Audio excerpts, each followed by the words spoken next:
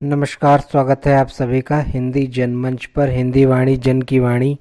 और आज जो है एक नए साहित्य की ओर रुख करेंगे। आदिकालीन जैन साहित्य के विषय में पढ़ेंगे। जैन साहित्य के विषय में जानेंगे कि किस तरीके से उनका हिंदी की कविता, हिंदी काव्य धारा में प्रादुर्भाव हुआ और आदिकाल में जैन साहित्य के अंतर्गत कौन कौन से काव्य लिखे गए, कौन कौन से प्रमुख कवि रहे, उनके विषय में जानने की कोशिश करेंगे। और क्या क्या शैलियाँ रही जैन आचार्यों की, इसके विषय में देखेंगे। किसके क्या किसी विद्वान ने भी कथन उनके बारे में दिया है, उसके विषय में भी देखेंगे। जैन जो कवि हैं उनकी प्रमुख रचनाओं और उसका विश्लेषण देखेंगे। और जैन साहित्य के अंतर्गत उसकी अपनी क्या क्या विशेषताएं रहीं, इन सारी चीज़ों को लेकर के उपस्थित हूँ और इन सारी चीज़ों को एक एक करके हम लोग देखेंगे। तो चलिए शुरू करते हैं। जैन साहित्य की ओर रुख करते हैं और देखते हैं जैन साहित्य के प्रमुख कवियों के विषय में और उनके विषय में जानते हैं, जैन साहित्य के प्रादुर्भाव के विषय में।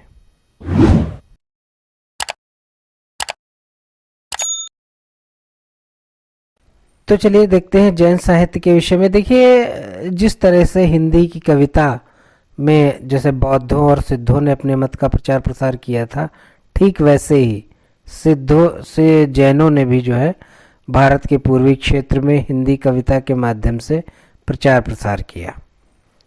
जैसे आदिकाल में जैन साहित्य के अंतर्गत सर्वाधिक चरित्र प्रधान काव्य लिखे गए, यानी उसमें क्या नाम, किसी न किसी का चरित्र जो है दिखाया गया, और ये चरित्र काव्य ही जैन साहित्य या रास साहित्य कहलाए। तो जैन से चरित्र प्रधान काव्य इसमें लिखे गए। जैन कवियों में निगाह डालें तो प्रमुख रूप से आते हैं देवसेन, ठीक है, श्रावकाचार्य की रचना करने वाले देवसेन। इसके अलावा शालभद्र सूर्य, आसुक, सुमतिगण, जिन धर्म सूर्य, विजय सेन सूर्य और मेर तुंगाचार्य आदि जो हैं ये आते हैं जैन साहित्य के अंतर्गत।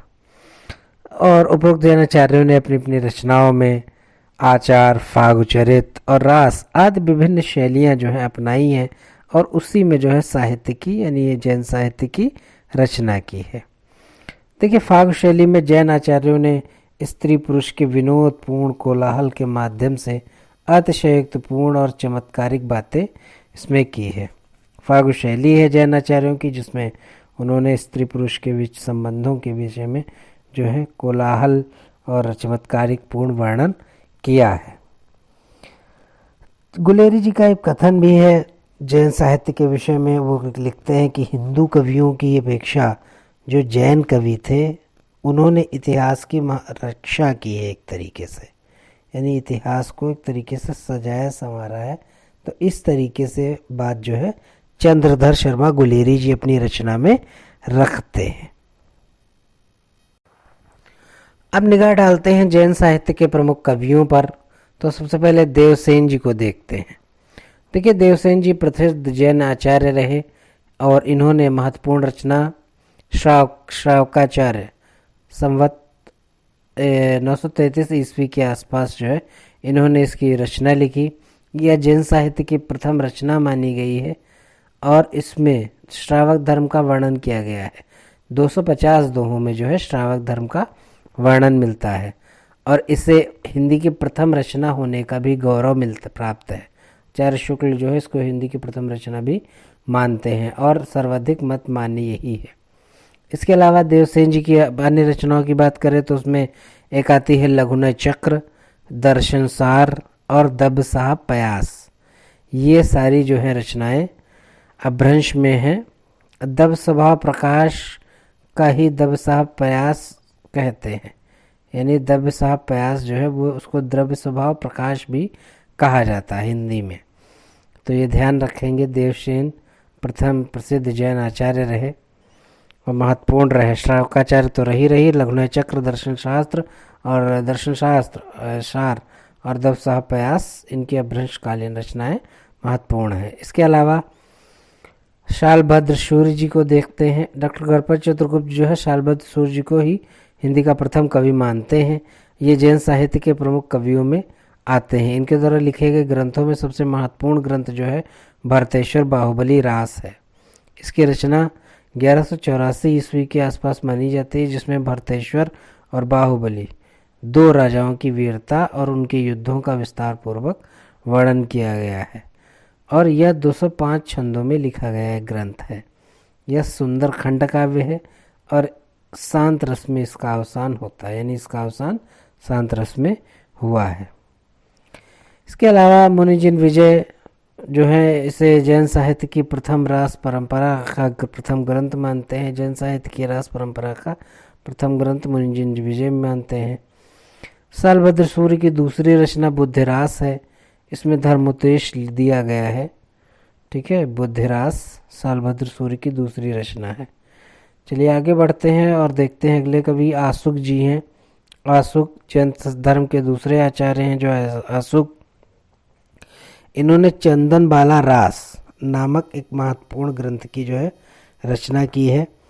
इनका समय जो है 12वीं शती के लगभग माना जाता है और ये जो ग्रंथ लिखा गया है चंदन बाला रास वो लगभग 35 छंदों में है, लगभग 35 छंदों में लिखा गया है। इसकी कथा जो है चंपा नगरी के राजा दधिवाहन की पुत्री, महत्वपूर्ण पॉइंट है, चंपा नगरी के राजा दधिवाहन की पुत्री चंदन बाला के ब्रह्मचर्य, सतीत्व और संयम और उत्कर्ष की कथा है। इसके अलावा जो है इनकी आसुक जी की दूसरी रचना है जीव दया रास। जीव दया रास जो है आसुक जी की दूसरी रचना मानी जाती है। चलिए आगे बढ़ते हैं और देखते हैं जिन धर्म सूरी। देखिए जिन धर्म सूरी इनका समय लगभग 12वीं शताब्दी माना जाता है। इनके द्वारा रचित ग्रंथ स्थूलभद्र रास है, जिसमें कवि ने कोशा नामक की वैश्या स्थूलभद्र तथा उनके गुरु भाई आदि पात्रों का वर्णन किया है। यानी स्थूलभद्र के मरते हुए संयम, मतलब मरते समय जो संयम वो दिखाते हैं स्थूलभद्र के, उसके संयम का परिचय इसमें दिया गया है। जिन धर्म सूरी, ठीक है, रचना है स्थूलभद्र रास। फिर रेवंत गिरिरास की रचना करने वाले विजय सेन सूर्य 13वीं शती, इनके महत्वपूर्ण ग्रंथ रेवंत गिरिरास है। इसकी रचना 1231 ईस्वी में हुई और इसमें नेमिनाथ की प्रतिमा की स्थापना और रेवंत गिरि तीर्थ का वर्णन किया गया है। नेमिनाथ की प्रतिमा की स्थापना और रेवंत गिरि तीर्थ का वर्णन किया गया है। किसमें? रेवंत गिरिरास नामक रचना में। इसके अलावा आगे बढ़ते हैं और देखते हैं सुमतिगण। सुमतिगण के द्वारा 1213 ईस्वी में एक नेमिनाथ रास नामक ग्रंथ लिखा गया। इस ग्रंथ में 58 छंदों में नेमिनाथ के चरित्र पर प्रकाश डाला गया है। साथ ही साथ श्री कृष्ण के बारे में वर्णन किया गया। इनकी भाषा अभ्रंश से प्रभावित राजस्थानी माल प्रतीत है और महत्वपूर्ण ग्रंथ जो है नेमिनाथ रास सुमतिगण का माना जाता है। आगे बढ़ते हैं सोम प्रभु सूर्य की ओर देखते हैं। सोम प्रभु सूर्य के द्वारा 13वीं शती में कुमारपाल प्रतिबोध नामक ग्रंथ की रचना संस्कृत प्राकृत युक्त भाषा में की गई। इस ग्रंथ में कुमारपाल को हेमचंद्र द्वारा दिए गए उपदेशों का वर्णन किया गया है। इसके अलावा मेरतुंग 13वीं शती में मेरतुंग के द्वारा प्रबंध चिंतामणि नामक ग्रंथ की रचना की गई। इसमें अनेक राजाओं की कथा संग्रहित है तथा राजा भोज के चचा मुंज द्वारा कहे गए दोहे सरस शैली में लिखे गए हैं। ठीक है, मेरतुंगाचार्य। फिर बात करते हैं आचार्य हेमचंद्र की। जैन आचार्य हेमचंद्र। देखिए हेमचंद्र बहुत महत्वपूर्ण है। हेमचंद्र को एक तो प्राकृत का पाणिनि कहते हैं, ठीक है, कलिकाल सर्वज्ञ के नाम से भी इनको जाना जाता है। तो हेमचंद्र 12वीं शताब्दी में गुजरात के सोलंकी राजा सिद्धराज जयसिंह के समकालीन रहे और इन्हें जैसा पहले ही बताया लोग कलिकाल सर्वज्ञ के नाम से पुकारते थे। प्राकृत भाषा का व्याकरण इन्होंने ही लिखा और प्राकृत भाषा का व्याकरण लिखने के कारण ही प्राकृत का पारणी भी कहा जाता है। किसको?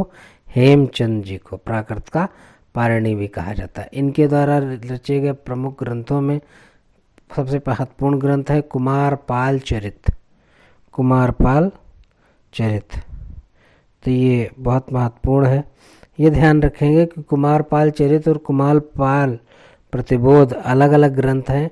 कुमारपाल प्रतिबोध के रचनाकार हैं सोम प्रभु सूर्य और कुमारपाल चरित के रचनाकार हैं जैन आचार्य हेमचंद। इसके अलावा देशी नाम माला कोश, महत्वपूर्ण व्याकरण ग्रंथ, हेमचंद शब्दानुशासन व्याकरण ग्रंथ, प्राकृतानुशासन व्याकरण ग्रंथ, छंदानुशासन और प्रशिष्ट शलाका पुरुष चरित्र आदि जो है ये ग्रंथ जो है बहुत महत्वपूर्ण है हेमचंद जी के, जिसमें कुमारपाल चरित, देशी नाम माला कोश और शब्दानुशासन ये महत्वपूर्ण है, कई बार पूछे जा चुके हैं। तो ये जो है महत्वपूर्ण ग्रंथ इनके रहेंगे। चलिए, तो यहाँ पर जैन साहित्य के अंतर्गत ये कुछ प्रमुख कवि थे, इनकी प्रमुख रचनाएं थी, तो इनको हम लोगों ने देखा, समझा और जाना। आगे देखते हैं जैन साहित्य की कुछ अपनी विशेषताएं क्या क्या रहीं। तो देखिए, अलौकिकता के आवरण में प्रेम कथा, नीति और भक्ति ये जो है पहली विशेषता रही। ठीक है, इसके अलावा बाहरी आडंबरों का विरोध इनमें रहा ही, और इन्होंने चित्त की शुद्धि यानी मन की शुद्धि पर बल दिया।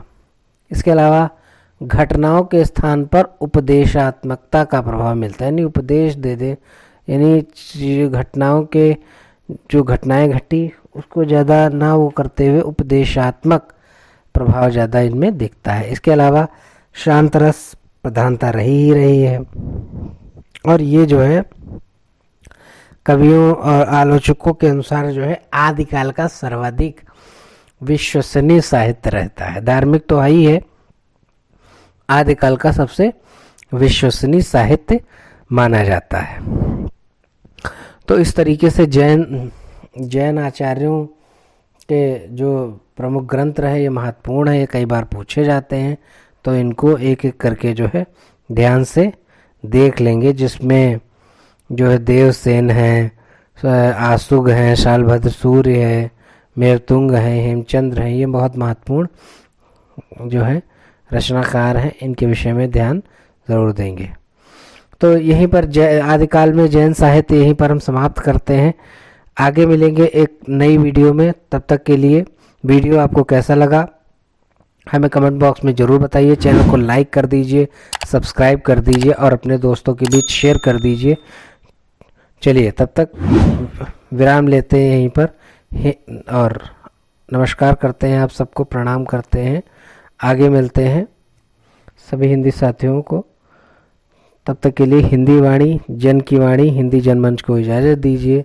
बहुत बहुत आभार। जय हिंद, जय हिंदी, वंदे मातरम।